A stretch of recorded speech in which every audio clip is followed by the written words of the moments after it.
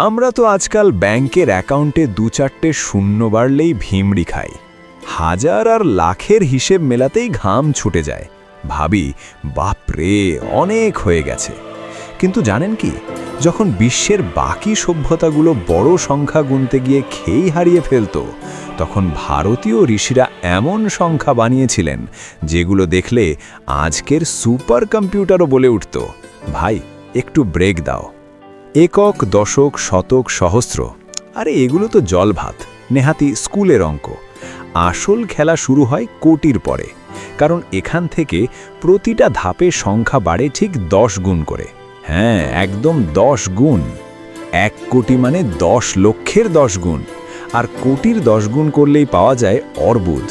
অর্বুদের 10 গুণ খর্ব, খর্বের 10 গুণ নিকর্ব, আর নিকর্বের 10 গুণ সরাসরি মহাপদ্ম।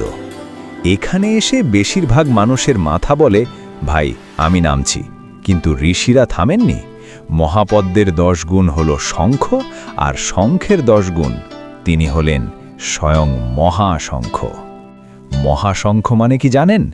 একের পিঠে 19টা শূন্য। হ্যাঁ, 19টা। প্রতিটা ধাপে 10 গুণ 10 গুণ করে বাড়তে বাড়তে সংখ্যা পৌঁছে গেছে এমন জায়গায় যেখানে ক্যালকুলেটরও চোখ কচলায়। রামায়ণে যখন সুগ্রীবের বিশাল বানর সেনার হিসেব করা হচ্ছিল, তখন এই শঙ্খ আর মহাপদ্মের হিসেবই কাজে লাগত। ভাবুন তো, সেনাপতি হাজিরা নিচ্ছেন, roll number 1, roll number 10, roll number মহাশঙ্খ।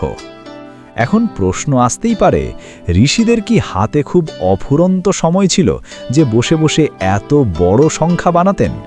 আসলে না। এই সংখ্যাগুলো দিয়ে তারা মাপতেন ব্রহ্মাণ্ডের বয়স, যুগের পরিমাণ আর মহাজাগতিক দূরত্ব।